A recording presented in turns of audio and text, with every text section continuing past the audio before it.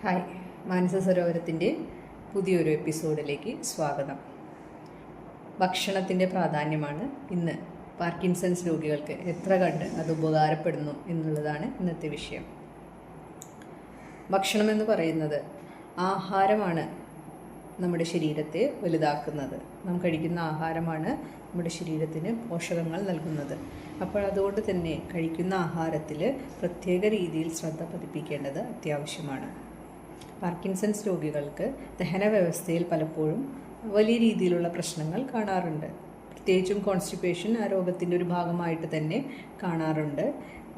കുടലുകളിൽ നിന്നും ആഗിരണം ചെയ്യുന്ന പോഷകങ്ങളുടെ കാര്യത്തിൽ തന്നെ പാർക്കിൻസൺസ് രോഗികളിൽ വലിയ വ്യത്യാസങ്ങൾ കാണാറുണ്ട്. അപ്പോൾ അതുകൊണ്ട് തന്നെ കട്ടിയുള്ള ആഹാരങ്ങൾ, ദഹിക്കാൻ പ്രയാസമുള്ള ആഹാരങ്ങൾ ഒഴിവാക്കേണ്ടതും അവനവന് പറ്റുന്ന ദഹിക്കാൻ ഈസി ആയിട്ടുള്ള ആഹാരങ്ങൾ ഭക്ഷണത്തിൽ ഉൾപ്പെടുത്തുന്നതും ആവശ്യമാണ്. നോൺ വെജ് ആഹാരങ്ങളിൽ പ്രത്യേകിച്ചും റെഡ് മീറ്റ്, ബീഫ്, മട്ടൻ തുടങ്ങിയ റെഡ് മീറ്റ്സും അതോടൊപ്പം തന്നെ പച്ചക്കറി കഴിക്കുകയാണെങ്കിൽ കടല പോലത്തെയുള്ള പിന്നെ അതുപോലെ നമുക്ക് ദഹിക്കാൻ ഉരുളക്കിഴങ്ങ് ഇതൊക്കെ കഴിക്കുന്നവരിൽ രോഗം ചില സമയത്ത് കൂടുന്നതായിട്ട് അല്ലെങ്കിൽ നമുക്ക് മരുന്ന് കഴിച്ചാലും അതിനൊരു ഇഫക്റ്റീവ് ആവാത്തതുപോലെ നമുക്ക് ഫീൽ ചെയ്യാറുണ്ട്. അപ്പോൾ കട്ടിയുള്ള ആഹാരങ്ങൾ പരമാവധി ആഹാരത്തിൽ നിന്ന് ഒഴിവാക്കി ലൈറ്റ് ആയിട്ടുള്ള ഫുഡ് ഐറ്റംസ് ആഹാരത്തിൽ ഉൾപ്പെടുത്തിക്കൊണ്ട് തന്നെ ഒരു ആഹാര രീതി ചിട്ടപ്പെടുത്തേണ്ടത് ആവശ്യമാണ്. പിന്നെ ഒന്നുള്ളത്, നമുക്ക് ആഹാരം കഴിക്കുമ്പോഴുള്ള നമ്മുടെ മാനസികാവസ്ഥയാണ്. വളരെ ശാന്തമായി ഏറ്റവും സ്വസ്ഥമായി ഇരുന്നു കൊണ്ട് നല്ല സന്തോഷത്തോടു കൂടി വേണം ആഹാരം കഴിക്കാനായിട്ട്. ചിലപ്പോൾ സ്റ്റിഫ്നെസ് മൂലം ആഹാരം കഴിക്കാനുള്ള പ്രയാസം അനുഭവിക്കുന്നവരുണ്ടാകും.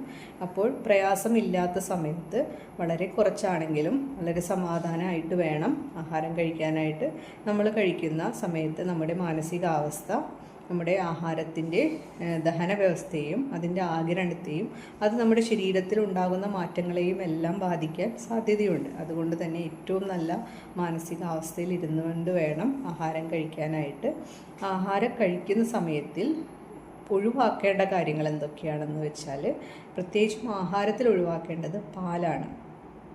പാലെന്ന് പറയുന്നത് ദഹനത്തെ ബാധിക്കുകയും അത് തന്നെ ഒരു ബ്രെയിനിനെ ചെറുതായിട്ട് ഇറിറ്റേറ്റ് ചെയ്യാൻ പലരിലും സാധ്യതയുള്ളത് കൊണ്ട് പാർക്കിൻസൺസ് രോഗികൾ പരമാവധി പാലും പാലിൻ്റെ ഉൽപ്പന്നങ്ങളും മിൽക്ക് പ്രൊഡക്ട്സും പരമാവധി ഒഴിവാക്കുക. ഡെയിലി ലൈഫിൽ അത് ഉപയോഗിക്കാതിരിക്കുക. പിന്നെ ഒഴിവാക്കേണ്ടത് എന്ന് പറയുന്നത് പുളിയുള്ള ആഹാരങ്ങൾ, പുളിയുള്ള ഫ്രൂട്ട്സും പുളിയുള്ള ആഹാര പദാർത്ഥങ്ങളും പരമാവധി ഒഴിവാക്കുക. പുളിപ്പിച്ചിട്ടുള്ള, ഈസ്റ്റ് ചേർത്തിട്ടുള്ള അങ്ങനത്തെയുള്ള ആഹാരങ്ങളെല്ലാം ഒഴിവാക്കേണ്ടതാണ്. മറ്റ് ആഹാരങ്ങൾ പരമാവധി ശരീരത്തിൽ ഉൾപ്പെടുത്തിക്കൊണ്ട് തന്നെ നമ്മുടെ ജീവിതം മുന്നോട്ട് കൊണ്ടുപോകാം. അതുപോലെ തന്നെ ആഹാരം കഴിക്കുന്നതിനനുസരിച്ച് തന്നെ എക്സസൈസും ഉൾപ്പെടുത്തണം. ആഹാരം കഴിക്കുന്ന സമയത്ത് നല്ല മാനസികാവസ്ഥയിൽ ഇരുന്നു കൊണ്ട് കഴിക്കുക. വെള്ളം ധാരാളമായിട്ട് കുടിക്കുക. പകൽ സമയങ്ങളിൽ വെള്ളം കുടിക്കുന്നതിൻ്റെ ചൂടുവെള്ളം കുടിക്കുന്നതിൻ്റെ തോത് വർദ്ധിപ്പിക്കുക. ഇത്രയും കാര്യങ്ങളെങ്കിലും ആഹാരത്തിൽ ശ്രദ്ധിക്കേണ്ടത് അത്യാവശ്യമാണ്. Thank you.